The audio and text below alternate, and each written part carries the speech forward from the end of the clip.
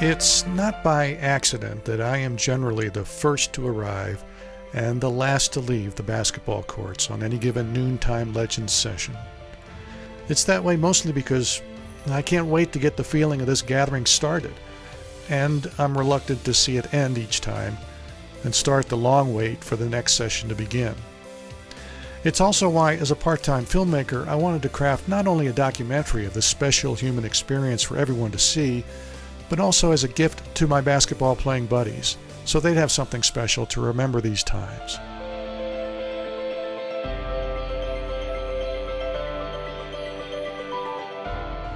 In working with my film partner Tim Nenninger on the project, he told me during the process, "You need a big finish."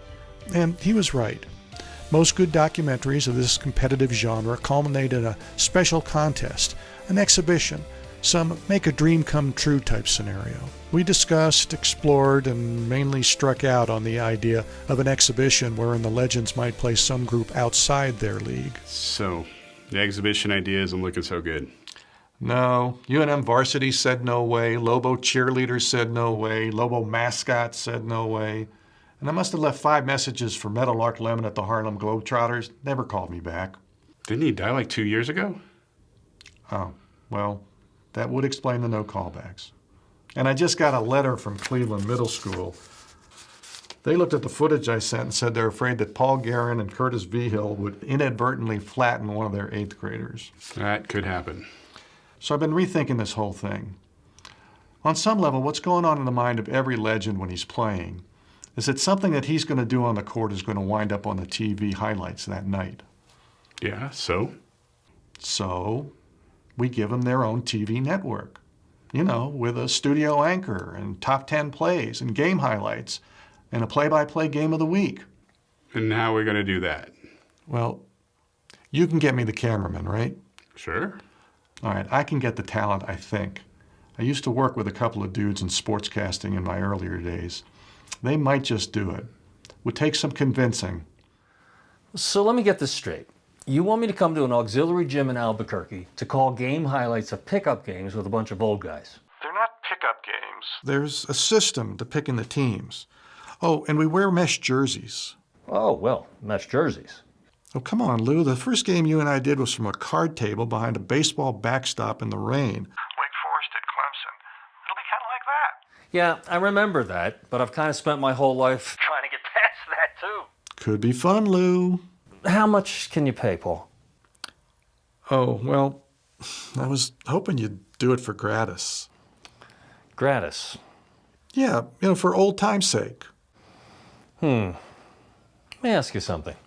Do you still have the Paul McCartney autographed copy of Revolver? Well, yeah, but it says to Paul on it. It was personally autographed to me. Well, that's okay. I got a detail guy that can fix that. So let me get this straight. You want me to come to an auxiliary gym in New Mexico to call a pickup game between a bunch of old guys? Well, it's not exactly a pickup game. We're semi-organized. We wear mesh jerseys. Oh, mesh jerseys. Well, some of these guys are pretty good, Steve. better than you, I hope. I've seen you play. Well, some are better than me, yeah. All right, well, how much can I get paid? I was hoping you'd do it for gratis, for old time's sake. Gratis? This deal isn't getting any sweeter. Well, it's kind of a basketball shoestring operation. What are you driving these days? I think this is going to work just fine. I'll see you in Albuquerque.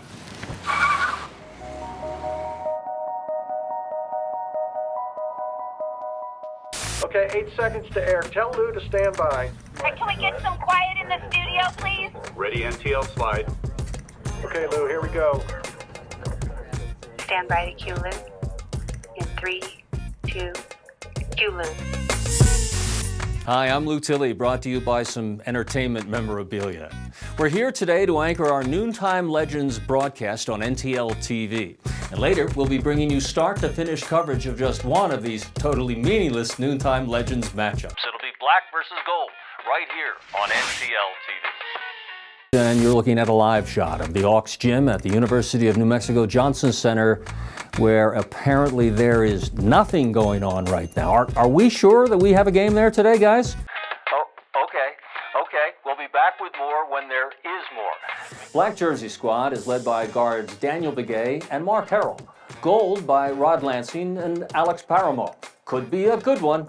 Steve Martin and Paul Ingles with a call soon after we meet the legends that you'll see in today's matchup. My name is Daniel Begaye. I'm 31 years old.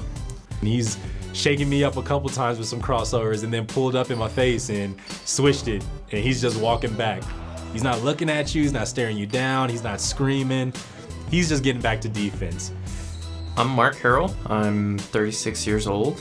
And he's gotten stronger since I started playing with him. He's becoming even a better shooter, but he's becoming a better finisher too, down in the paint. I'm Ben Begaye. I'm 41 years old. I hustle down both ends. I think I cut to the basket a little bit better than most, and I get those easy shots that no one expects. Ben is sneaky. You gotta keep your eyes on Ben. He's sneaking behind you. He's always looking to get free and go to the basket. I'm Ryan Swanson. I'm 42 years old. A really good all-around player. Can play point guard, can play shooting guard, three positions, so he does a great job. Got a good attitude about it. There's nothing not to like about Ryan Swanson, I think. He's just a fine player and a fine guy. I'm Jonathan Hartsorn. I'm 43 years old. I think he was first known for sort of undirected energy. He would run around, and he could jump, certainly. You see it coming. He doesn't have an unexpected pull-up or anything very quick about it when he makes the transition. You just feel like, okay, I've timed it perfectly, but why is he getting so much higher than me? I am Rod Lansing. I am 44 years old. And I get on him a little bit of not shooting. I don't think he shoots enough because he can knock down shots from anywhere on the floor. He has a mid-range jump shot. He can shoot the three. He can get to the rim. Pump fakes you very well. In my opinion, is probably the best defender. You could tell he really has a high basketball IQ as well, right? And he's great to have on your team. Hi, I'm Alex Paramo. I'm 44 years old. I like to pass more than shoot. I grew up watching John Stockton and folks like that who are floor generals, But I also respect the all-around player, the guy who can rebound, play defense, pass the ball, shoot the ball. So I've been working more on my shot. I'm Herb McDonald. I'm 70 years old. I'm very health-oriented. I practice yoga, and that keeps my body flexible, and I eat well. Two other things. I have a light body. In other words, I'm skinny. That just puts a lot less stress on the joints. Hi, I'm Juan Laranyaga. I am 45 years old. Defense, I always thought was my strength. Getting a steal, getting a turnover. Later in the day, at work or in the evening or even the next day, I would revel in my highlights of a good pass, of somebody cheering on, good pass Juan, or good job, or high five, or a good shot, absolutely. My name is Ryan Lindquist. I'm 44 years old. I like to occupy other people, so when I get the ball down low, I usually take a dribble or two and see who doubles teams, and I feel like I'm a good passer out of the post, whether it's somebody cutting to the hoop or getting set for a shot outside. From Johnson Center on the University of New Mexico campus, home of the Lobos, it's the Noontime Legends Game of the Week. Hi everyone, I'm Steve Martin, brought to you today, literally, by the new Toyota RAV4. Today, two squads of Noontime Legends players will meet right here behind us on the Aux Gym floor, just like they do every Tuesday and Thursday during the noon hour. We watched the 10-player profiles, so Paul, talk about how they will be matched up right here. All right, Steve, so I think the backcourts are the most interesting here. You got four good guards between the two squads. The black shirt team has youth and speed in Mark Harrell and Daniel Begaye, both in their 30s. The gold shirts have the experience, though. Alex Paramo, Rod Lansing, two of the smartest players in the NTL. Overall, black has a little more firepower with the high jumping center John Hartsorn, who'll match up against gold's big guy Ryan Lindquist. And black has this very artful player, Ryan Swanson. Ben Begaye, also good solid for the black utility player, rounding out that squad. For gold, Juan Laranyaga is a bit of a mystery, hasn't played in some time, and then you've got the elder statesman Herb McDonald in there, and if he hits a few, gold will stay close in this ball game. And we're ready to go here, Steve. All right, we're going all the way to 9 by ones instead of a timed situation here. You could call it a cage match if you want. And Black will have the ball to start it out. Ball moving out front. Nice screen. And they get right to the heart of things. Off on the wing. That's Ben Begaye. And this is a really nice, basically pick and roll. And Alex Paramo drops into the lane because he's wanting to help with Hartsorn. That's leaving Begaye open on the elbow here. Hartsorn has a nice look-away pass. And this is a shot Ben can make. And he does it right there. Give them the early lead. All right, Lansing brings it up into front court. And here's the gold team as they get it down into front court, knocked away. And Black will have it back on the miscue. Mark Harrell sometimes will change speeds on you, and all of a sudden he'll just see if you're paying attention. Crosses through the lane. Back to the top. There's the shot. Now that's a three-point shot basically in all activity, and that's probably the biggest development in the game right now. And that's Daniel Begaye. He only gets one for this in the single-point system. 2-0, Black in the lead here early on. We go to 9 by ones. Down to the front court, Laranyaga up and under. Now he hasn't played in a while. He hasn't been playing for a couple of years. He openly says he was here for the filming. But he's a very smart player. Notice how he goes right to the open spot. Harrell tries to double up on Alex, and that's not an easy shot to make.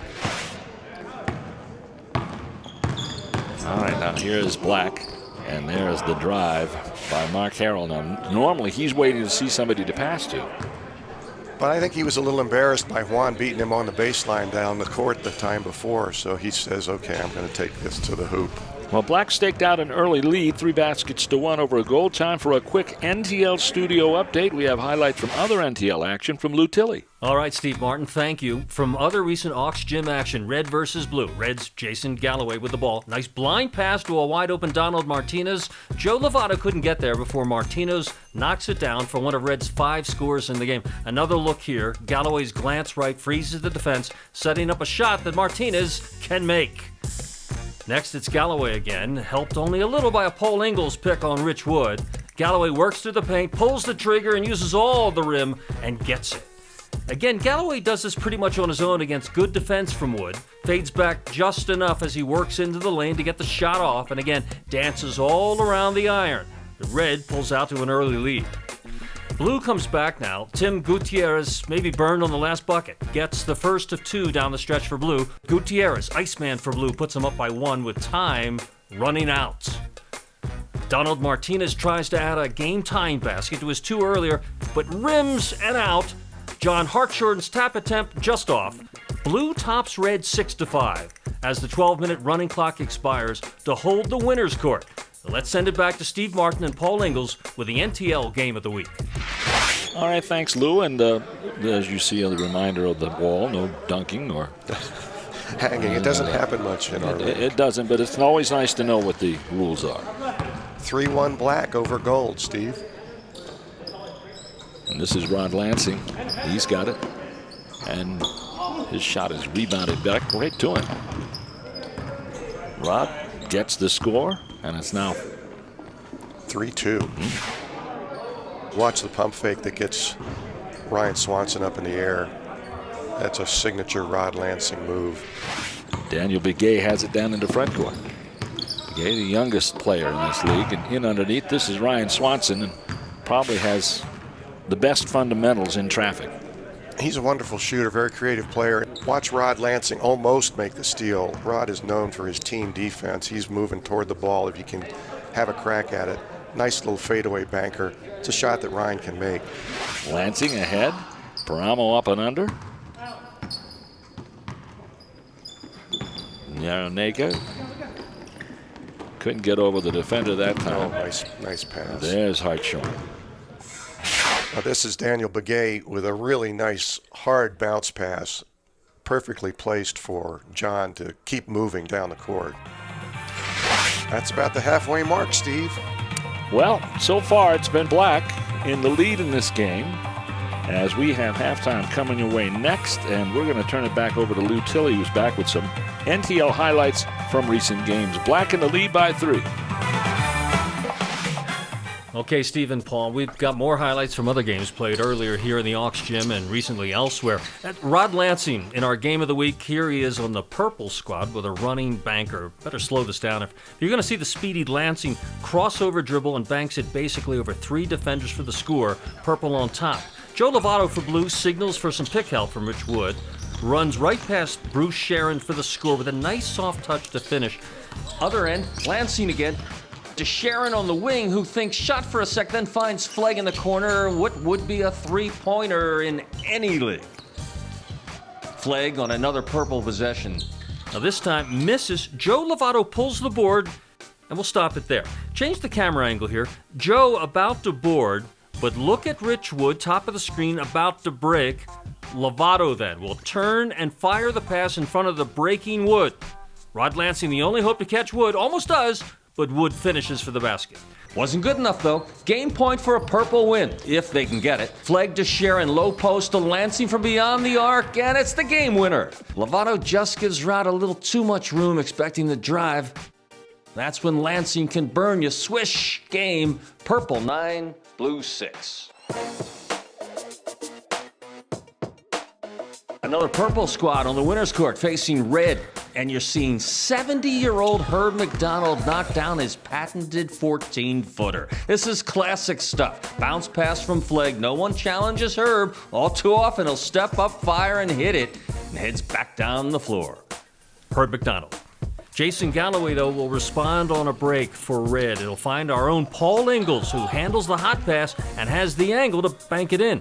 Galloway gets a lot of juice on this to get it past Rod Lansing, and then Ingles hits the square over McDonald, basket red.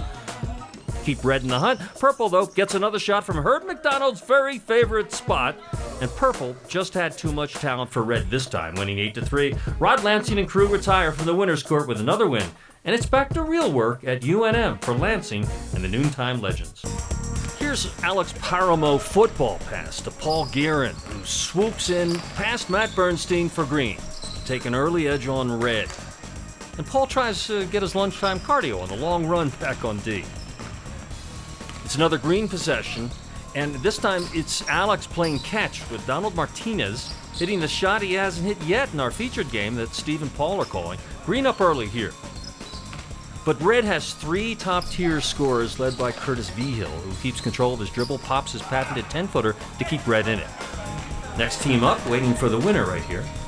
Daniel Begaye looking inside for Vigil, who sees Bonifacio and Gallardo on the wing, and little Bonnie lets it fly and does the Bonnie head shake on his way back down the floor. Time running out in this one now. Daniel Begaye, inside pass to Matt Bernstein, pulls the defense to him, leaving Daniel open to end it, and he does.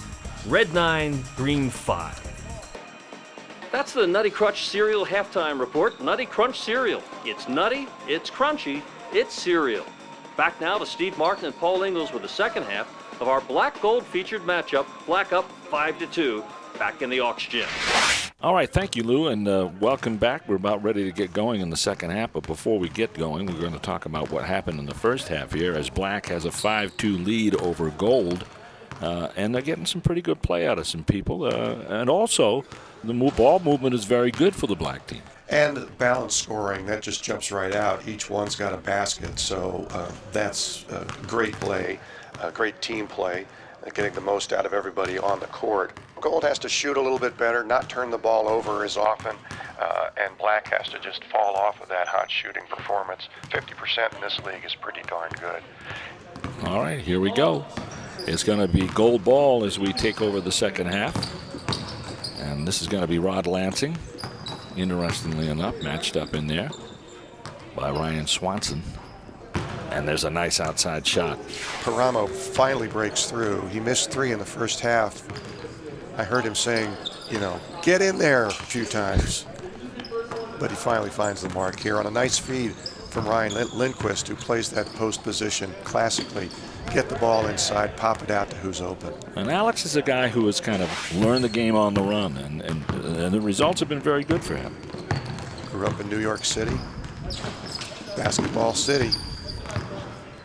All right, Mark Harrell gets the ball, takes it right to the foul line and fires. Actually, Herb McDonald's supposed to be hopping up, but nobody quite gets to Harrell. That's an easy 10-footer for him. Gold back with the ball, trailing by 3. Herb McDonald, who sometimes portrays himself as a diversionary shooter when people concentrate on other players inside. Lansing shot rebounded there by Harrell. Harrell takes it length of the court. On the second pass, Hartsorn can't finish. Harrell turns, it's weak, and it goes out of bounds. Looks like it's going to stay black ball. It's a pretty good exchange here, and kind of surprising that John didn't drop it in. He's the closest that anybody can come to dunking, as you can see from his jump here. And everybody's a little surprised it didn't go in. Well, he maintains that he jumps as high now, off the shot, and a la Charles Barkley. Charles Barkley went up the second time just as high as the first. Shot by Black from outside, the rebound. Inside, Hartsorn scores, and Black now takes a 7-3 lead. And this takes one of those perfect bounces. You see Gold's in position for the rebound, but Swanson picks off the long bounce, and John sort of catches everybody else by surprise with that jump. All right, this is Paramo. Looking at Lindquist in the lane. Laranyaga gives him a look as well. Now he gets it to him. No one falls back into his lap. Laranyaga outside, and he makes a score. This is a very smart play. I mean, Juan has not played with us for some time, and his skills, by his own admission, are not quite up to everybody else's. But watch how Mark drops back, and he's paying more attention to Ryan Lindquist. Meantime, Juan, stepping into the open spot, unguarded, makes a shot he can make. So Gold cuts the margin a little bit. They're down 7-4. Swanson feeds ahead. This is Hartsorn again. He'll turn and give the Black team a lead of 8-4. This is where John's jumping ability is really unstoppable by most in this league. He has just enough room on the baseline, makes a quick corkscrew turn, and nobody can get a hand up. His selection of shirts is well ahead of the rest of the league, too. It's very colorful. Yeah, you should see the socks. It's pretty conservative on the sock front this time. And that may be what he's smiling about right now. This is a pretty commanding lead. 4 baskets right now. Gold's going to make up some ground. This could be a quick last game. Who knows? Inside, there's Lindquist trying it out, and he'll score. Really great pass from Alex here. Ryan's looking up, turns into a great bounce pass. And again, Ryan's size just keeps anybody from being able to get too close. He's actually fouled here. It would have been an and one if we were shooting free throws in this league. But he'll take the result of the play that pulls Gold back into the ball game here a little bit and keeps Black from getting that game point. 8-5. Long court pass up court. This is Begaye. Daniels stops and fires. Could be a game winner, doesn't. Lindquist denies the rebound. Black has definitely cooled off. Sometimes the pressure of getting game point comes into play a little bit. You know, you think too hard about it. Hardest point in the game to get. Yep. Into the paint. This is Lindquist. Back out. McDonald has time. In and out. Oh, man. And there's the putback by Paramo. Herb being our oldest player, everybody does kind of root for Herb, of course, unless you're playing against him and he's trying to catch up. That's in and out, and Paramo has an easy putback here. And that's normally a shot he makes. Black's back in action, trying to close this out. He'll take the shot. Is it a game winner? Yes, it is.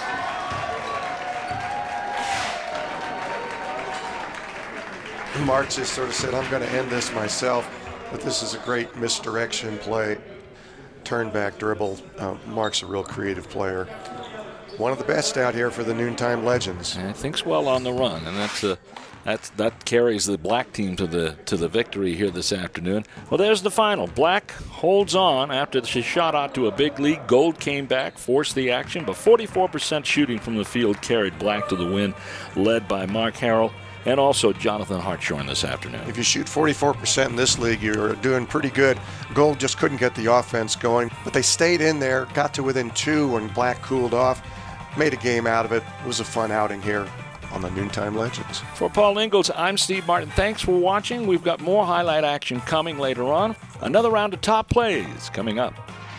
All right, one more time for top plays. Number 10, Gutierrez to Wood on the wing. Near steal by Flegg. Wood pulls up. Right side of the screen, Lovato positions inside on Begaye. Wood finds him, blue bucket. Replay. Flegg misses the steal. Lansing steps up. Flegg traps. Wood sees what Lovato's up to under the basket and shows good patience until he can split the D with a pass. Joe bumps Ben off for the score.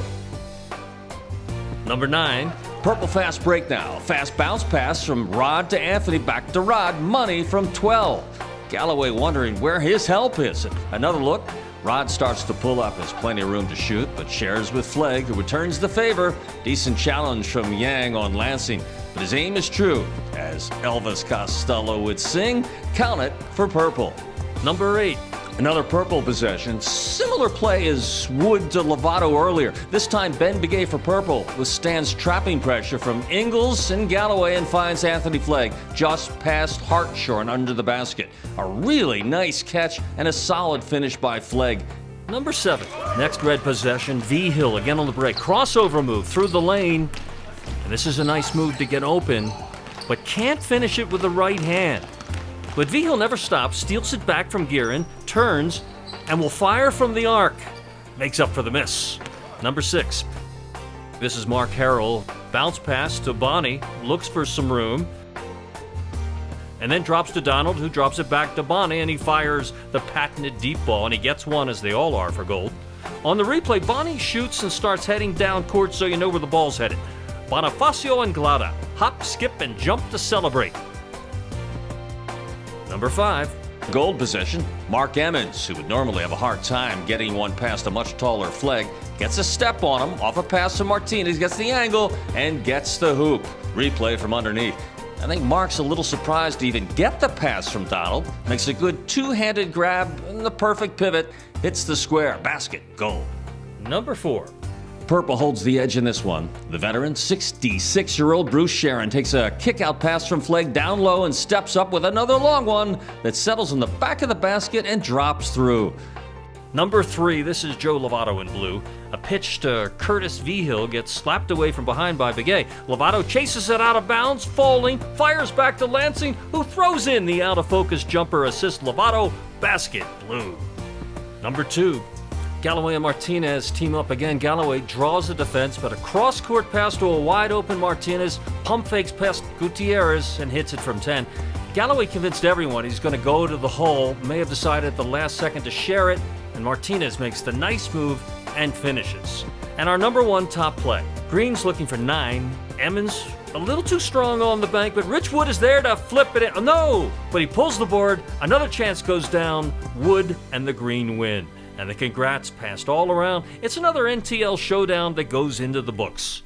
Well, not really. There's no book. It's just something we sports guys like to say.